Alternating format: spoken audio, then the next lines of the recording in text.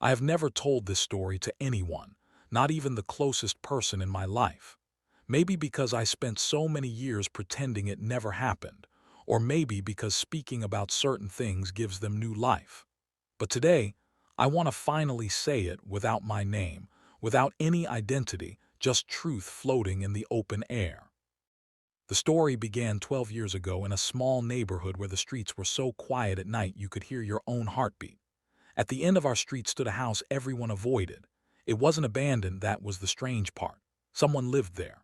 The curtains moved sometimes, lights came on, shadows shifted. But no one ever saw the person who lived inside the house with the blue window. Kids whispered stories about ghosts. Adults crossed the street when passing it. Me, I was just curious.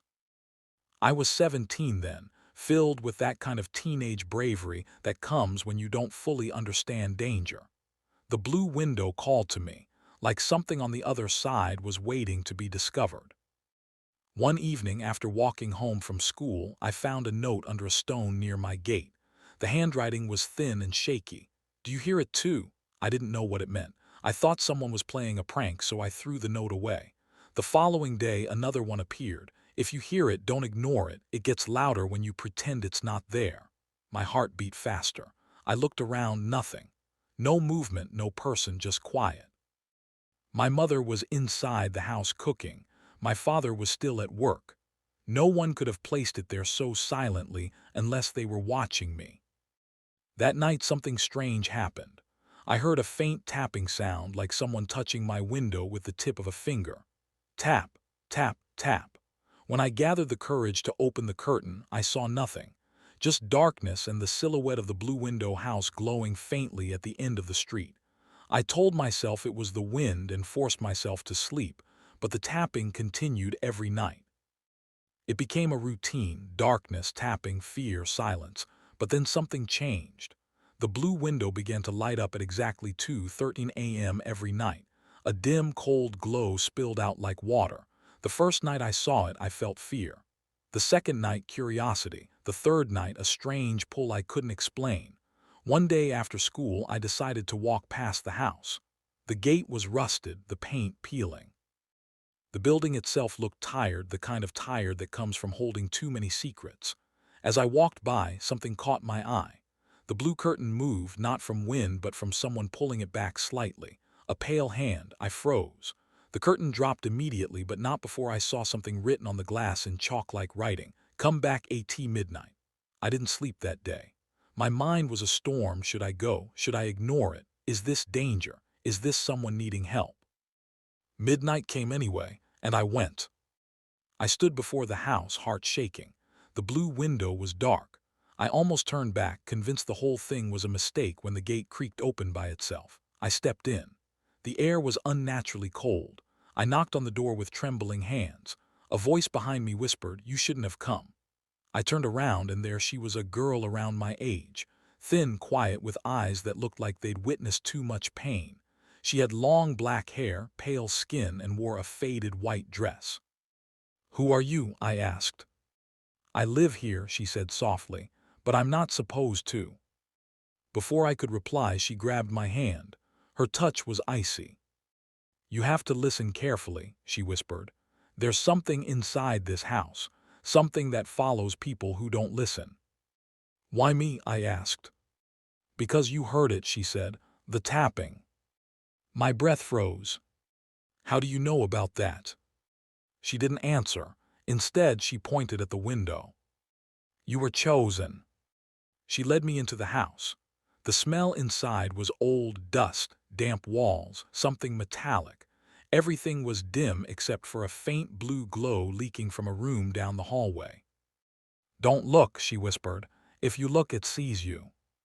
But my eyes were already drawn to the glow. "Come," she urged, pulling me into a smaller room stacked with dozens of notebooks from floor to ceiling. "What is all this?" I asked. She opened one notebook, revealing pages filled with hundreds of names and dates. "These," she whispered, "are people who heard it, people who tried to ignore it." My name was on the last page, written 3 days earlier. "How did you—" She cut me off. Listen, you're not here to question, you're here to survive. What happens if I don't listen? I asked, breath trembling. She hesitated, then. You become part of the house. The tapping began again, but this time it was inside the house. Tap, tap, tap. The girl's face turned pale. It knows you're here, she whispered. We don't have much time. She pushed the notebooks aside and revealed a small hidden door. You must leave, never come back, forget this place. But you. She shook her head. I can't leave, I belong here. The tapping grew louder, bangs shaking the walls. Bang, bang, bang. What is that? I cried. Her eyes watered. The house feeds on people who pretend it's not real. It followed you because you were curious. The door behind us rattled violently. Suddenly, she shoved me through the small exit.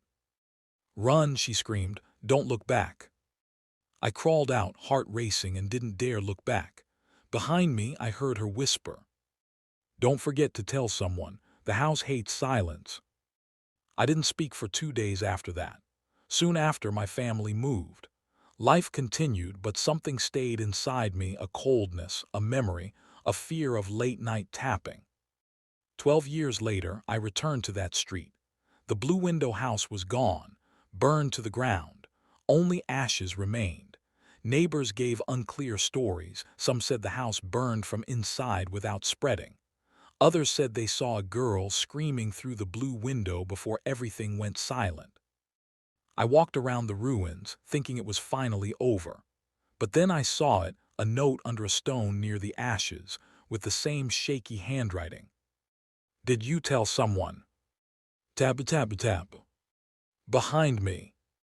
That was last week, and last night at exactly 2:13 a.m. I heard it again. Tab, tab, tab. Not at my window. Inside my room.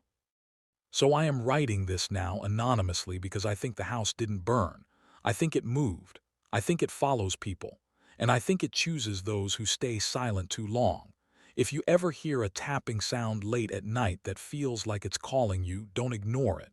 Don't pretend it's not real, because the house with the blue window is still out there, and it hates silence.